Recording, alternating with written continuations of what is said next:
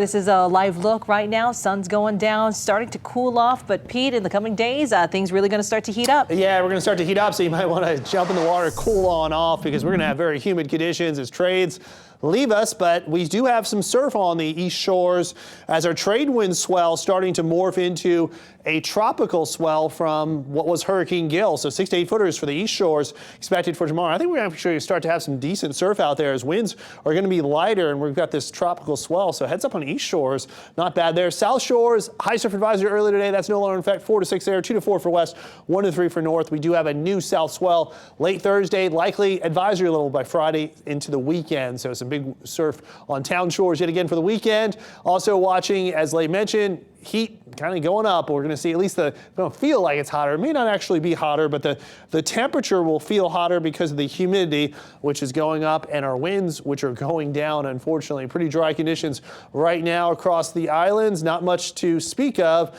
We don't expect a whole lot of rain tonight, but watching a couple of tropical systems. We'll take you out to the Hurricane Tracking Center. Henriette, winds of 50 miles per hour and expected to kind of maintain that strength over the next few days because of the water temperature, which we'll show you in a moment.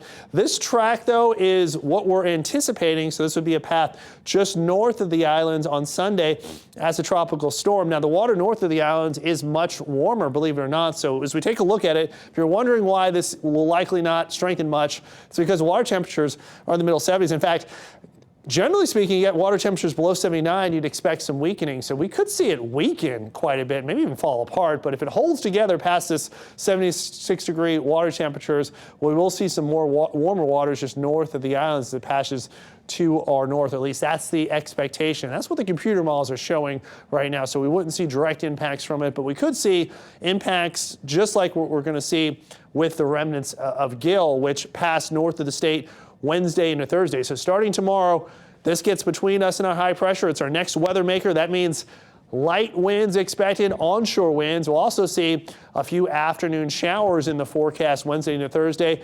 Here's Henriette, and that also passing north of the state Sunday into our upcoming Monday. Let's go ahead and take a look at our island by island forecast. Now for tomorrow, with those light winds, going to feel hotter and could see a few pop-up showers in the afternoon. That would mainly be for central and leeward spots, again, in those afternoon hours as our sea breezes get going. So this is a much different pattern from what we've had through much of the summer. We've had pretty much day and day of trade winds. We'll have light winds and a sea breeze pattern for our Wednesday. 75 for tonight, not much rain, maybe a trade shower late night. 89 with some clouds in the afternoon, humidity high, and again, a few pop-up showers possible in those afternoon. Without the winds to move them, they could last a little bit longer. So not everyone will see it, but central and leeward spots, a couple of pop-up showers for Wednesday, possibly Thursday as well. Trades return Friday into Saturday, and then our second system, Henriette, brings potential for another area of humid air for Sunday into Monday.